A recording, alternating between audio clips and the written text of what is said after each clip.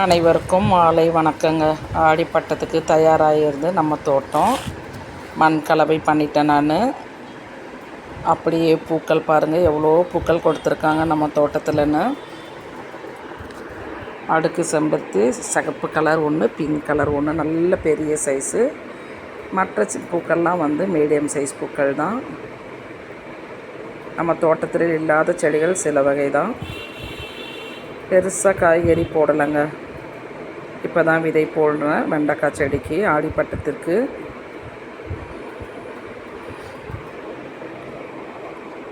நம்ம மண்கலை கோகோபீட் 20%, செம்மண்கு இல்லை மண் 40%, 20% மண்புழு உரம், 20% வெஜிடபிள் வேஸ்ட்டு எல்லாம் சேர்த்து போட்டு ஒரு மண் கலவை ரெடி பண்ணி விதைகள் போட ஆரம்பிச்சிட்டாங்க.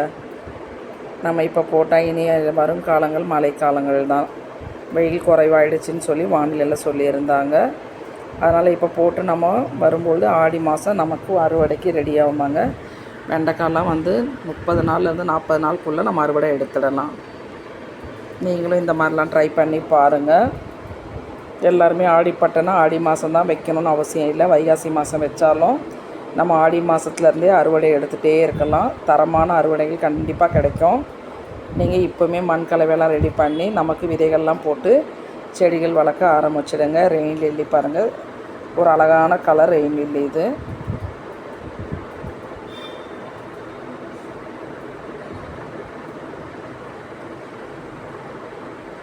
மல்லிப்பூக்கள்லாம் ஜோடி ஜோடியாக பூத்துருக்காங்க.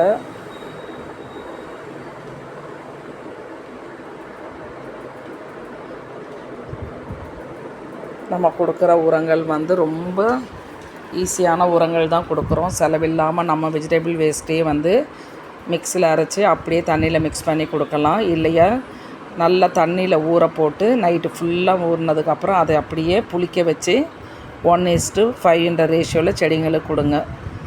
அதே மாதிரி நம்ம வீட்டில் என்னென்ன காய்கறி கழிவுகள் கிடைக்கிது, நம்ம வீட்டில் வேஸ்ட் ஆகிற அத்தனை புளிச்ச தயிர் மாவு எல்லாமே கொடுங்க. எல்லாமே நல்ல ரிசல்ட்டு கிடைக்கும்.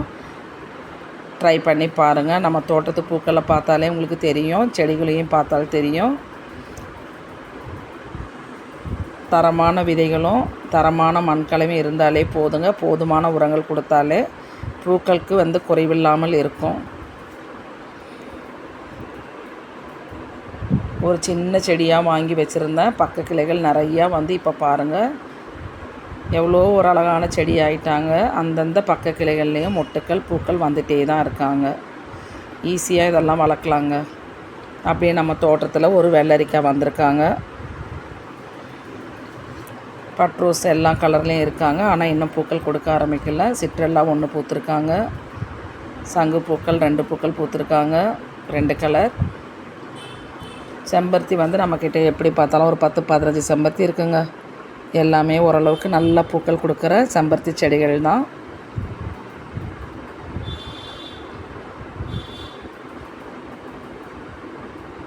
தரமான மண்கலவையும் நம்மளுக்கு தரமான உரங்களும் நம்ம தோட்டத்துக்கு எந்த அளவுக்கு சப்போர்ட் பண்ணியிருக்குன்னு பாருங்கள்.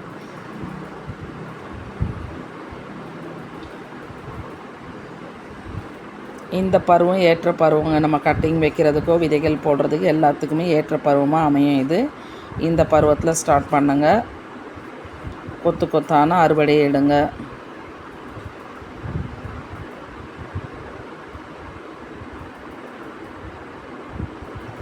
நம்ம ரோஜா பூக்கள் கடையில் இருக்கிறத விட பாருங்கள் எவ்வளோ அடுக்காக இருக்காங்க பாருங்கள். அது காரணம் தரமான உரங்கள் தாங்க. செலவில்லாமல் நம்ம வீட்டில் கொடுக்குற எல்லா உரங்களுமே போதுமானது தான்.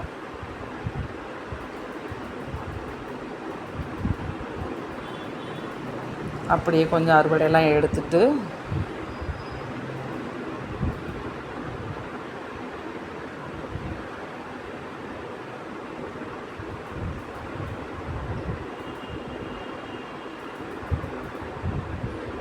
கண்ணை கவரும் விதமாக நம்ம பூக்கள் இருக்குது.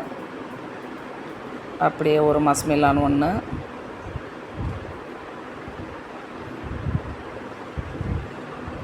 போதும் போதும்னு சொல்கிற அளவுக்கு பூக்கள் கொடுத்துருக்காங்க.